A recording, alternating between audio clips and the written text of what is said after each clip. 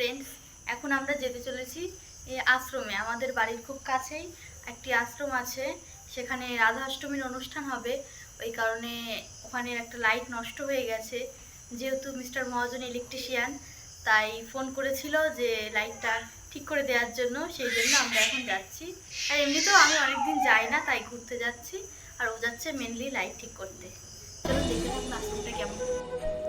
এখন আমরা আশ্রম যাওয়ার পথে বাড়ির থেকে বেরোচ্ছি, যাচ্ছি আমি এই যে আশ্রমে।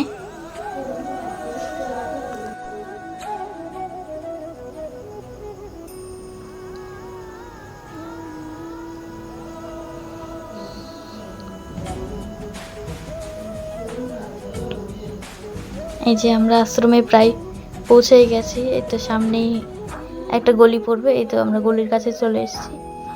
এবারে আশ্রমে ঢুকবো। এই যে আশ্রম, চলে এসেছি আমরা আশ্রমে। এই যে রাধা অষ্টমীর জন্য যে অনুষ্ঠান হবে, সেই জন্য সাইডে দেখতেই পেলেন কতগুলো বক্স চোং আছে। এই যে আশ্রম, সবাই যে যার কাজে ব্যস্ত আশ্রমে। এইদিকে রান্না হচ্ছে, ওইদিকেও রান্না হচ্ছে।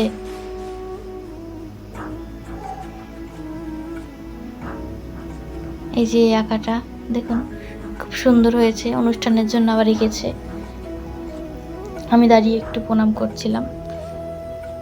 আশ্রমে এখন সন্ধ্যার সময় পুজো হচ্ছে, সেই পুজোয় একটু দাঁড়িয়ে আমি আবার দেখছিলাম। এই যে দেখুন আঁকাটা খুব সুন্দর লাগছে।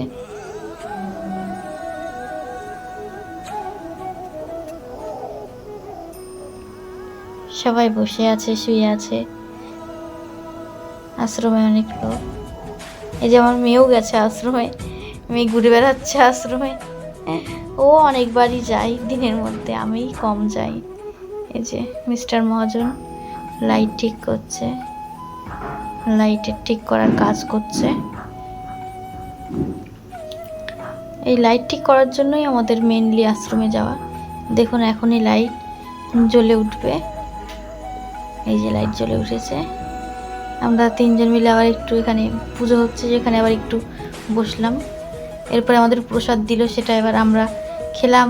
মেয়েকেও একটু মুখে দিলাম, মেয়েও খাচ্ছে। দেখুন এখন আমরা তিনজন মিলে আশ্রম থেকে বেরিয়ে পড়ছি, বাড়ি চলে আসছি।